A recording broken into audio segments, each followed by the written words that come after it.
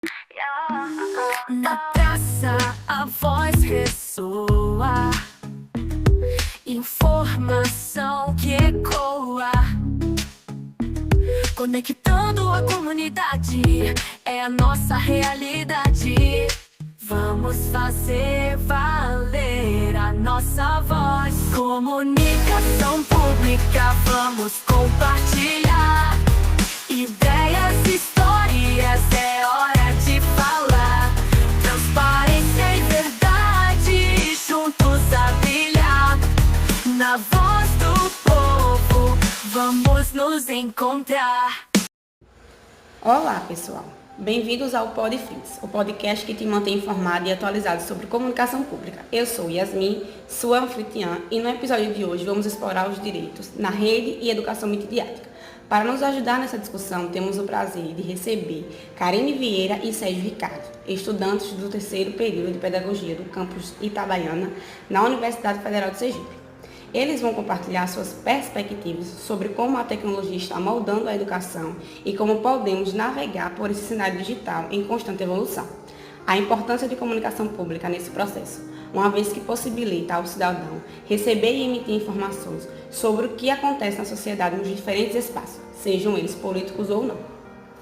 Para começarmos nosso bate-papo, vamos refletir sobre a presença dos direitos na rede e da educação multididática no nosso cotidiano. A internet se tornou uma parte essencial das nossas vidas. Hoje em dia é difícil encontrar alguém que não utilize dispositivos digitais, como smartphones, e tenha acesso à rede. Ela nos proporciona um vasto leque de informações e serviços na palma da mão, oferecendo uma enorme liberdade. No entanto, é fundamental lembrar que a internet não é uma terra sem lei. Precisamos estar cientes dos nossos direitos digitais, como proteger nossa privacidade online e enfrentar desafios como a desinformação. Com isso em mente, vamos explorar esses conceitos para entender melhor como podemos proteger nossos direitos e usar a tecnologia de forma consciente. Agora, para entendermos mais sobre o tema, vou passar a palavra para os nossos convidados. Karine, você poderia explicar o que são esses tais direitos na rede e por que é tão importante estarmos informados sobre eles? Claro, direitos na rede referem-se às nossas garantias e proteções digitais, semelhantes aos direitos que temos no mundo físico.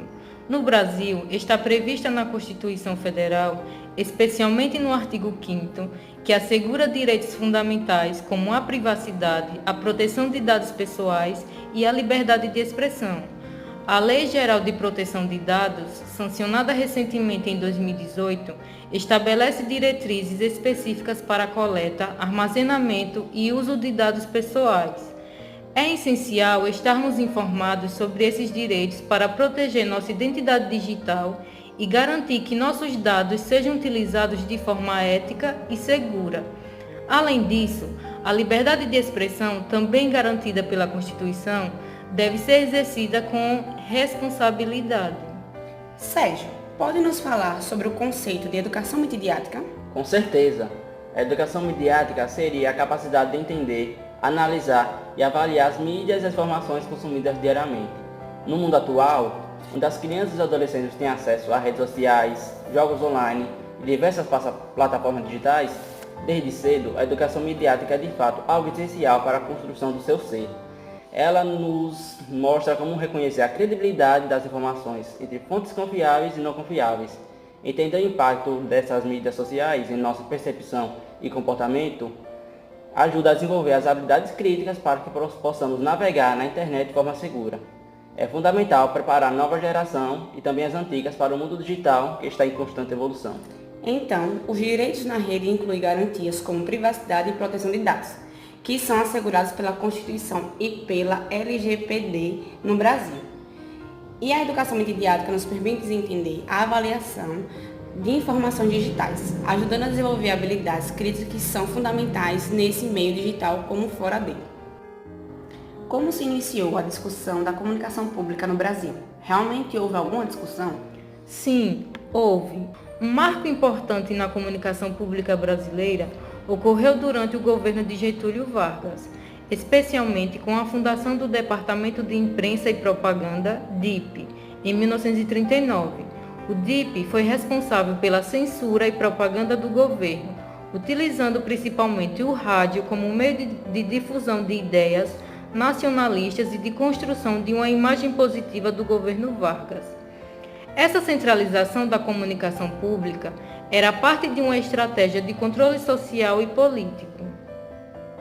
Depois, com a redemocratização do país e a promulgação da Constituição de 1988, a comunicação pública passou a ser entendida como um direito fundamental associado à liberdade de expressão e ao acesso à informação.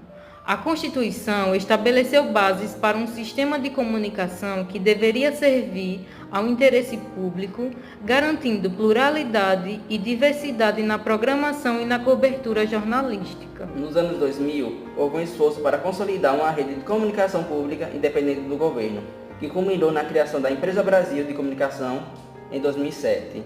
Ela foi criada com o objetivo de promover uma comunicação pública de qualidade que refletisse a diversidade do Brasil e que fosse independente dos interesses políticos e econômicos.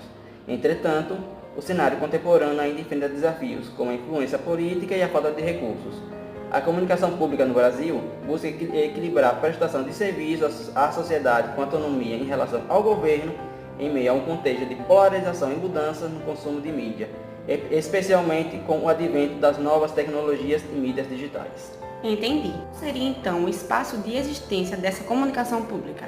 Só existe em contextos democráticos, de cidadania e com presença de capital social, contribuindo com a nova percepção de política de comunicação. A comunicação pública centraliza o processo no cidadão. É também um espaço plural para a interação do cidadão no debate das questões de interesse público. A aprovação da Lei de Acesso à Informação é uma mudança paradigmática no tocante ao conceito de comunicação pública no Brasil. Toda a comunicação é pública, respeitando os valores éticos, direitos à cidadania. A falta de comunicação pública implica em não saber os nossos direitos, em saber também o que devemos fazer em determinadas situações, como, por exemplo, quais os tipos de impostos que pagamos, qual é o meu direito e o meu dever em relação à comunicação pública. Um aspecto importante para a compreensão do conceito de comunicação pública é observar que ela abrange 3 áreas de comunicação: jornalismo, relações públicas e a publicidade e propaganda. Observa-se que o jornalismo é a área que mais tem proximidade com o interesse público, enquanto a propaganda e a publicidade, por sua natureza, persuasiva e voltava aos fins mercadológicos. Então, para Jaramillo Lopes, a comunicação pública abarca algumas dimensões. Dentre elas está a política, relacionada à construção de bens públicos e propostas políticas. Tem também a midiática, que ocorre nos cenários dos meios de comunicação, como no entretenimento, e também é orientada para a gestão da informação e a criação de agenda pública. Há também a estatal, que tem a ver com as interações comunicativas entre o governo e a sociedade. Uma comunicação pública poderia ajudar na educação midiática? A comunicação pública, por meio de canais como a TV Educação, pode ajudar na educação midiática e na proteção dos direitos na rede, ao oferecer conteúdos educativos sobre o uso responsável da tecnologia e dos direitos digitais. Esses canais podem veicular programas que esclarecem como proteger a privacidade online, identificar desinformação e utilizar as redes sociais de forma segura, promovendo a conscientização. Após a Constituição Federal de 1988, a sociedade brasileira apresenta um contexto de desenvolvimento tecnológico que abarca novos comportamentos individuais e coletivos em que o indivíduo é compreendido não apenas como receptor, mas como alguém que busca e indexa informações em diferentes espaços discursivos. A partir do século XXI, 2 aspectos são preponderantes para observarmos o tempo e o espaço nos quais as conversações acontecem entre os indivíduos. O primeiro é o acesso às novas tecnologias, incluindo os contextos de produção e consumo em massa. O segundo é a possibilidade de manuseio cotidiano de ferramentas como celulares e computadores.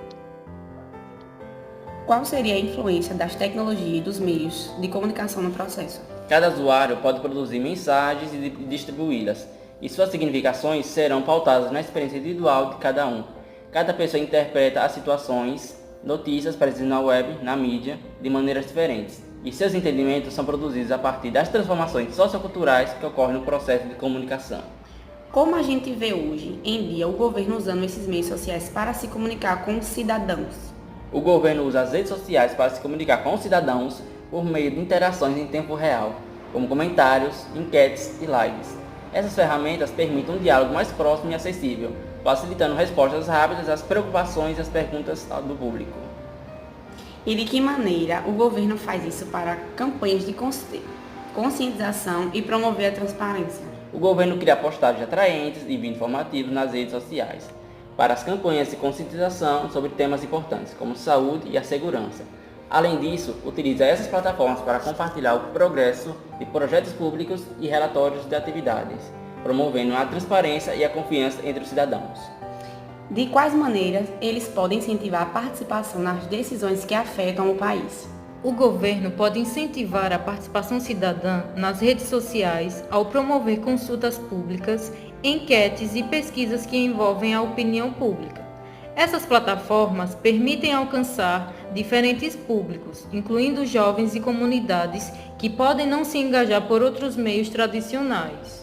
E de que forma as redes sociais podem ajudar o governo a combater a desinformação, promover iniciativas importantes e fiscalizar o cumprimento das políticas digitais? As redes sociais são ferramentas eficazes para o governo combater a desinformação, fornecendo informações precisas e rápidas durante crises. Elas também permitem a promoção de iniciativas importantes, como campanhas de vacinação e projetos de sustentabilidade. Além disso, essas plataformas podem ser usadas para fiscalizar o cumprimento das políticas digitais, verificando se as redes sociais estão respeitando as regulamentações e promovendo um ambiente seguro e ético para os usuários. E assim chegamos ao final do nosso episódio. Gostaria de agradecer imensamente aos nossos convidados, Karine Vieira e Sérgio Ricardo, pelo tempo e conhecimentos compartilhados. Aprendemos muito sobre os direitos da rede e a importância da educação multididática. Discutimos sobre a tecnologia influencia a educação e como é essencial estar ciente dos nossos direitos digitais, além de entendermos mais sobre a comunicação pública que circula no nosso cotidiano. Agradeço também a você, ouvinte, por acompanhar nosso bate-papo e espero que as informações e insights de hoje tenham sido úteis e inspiradores. Até a próxima!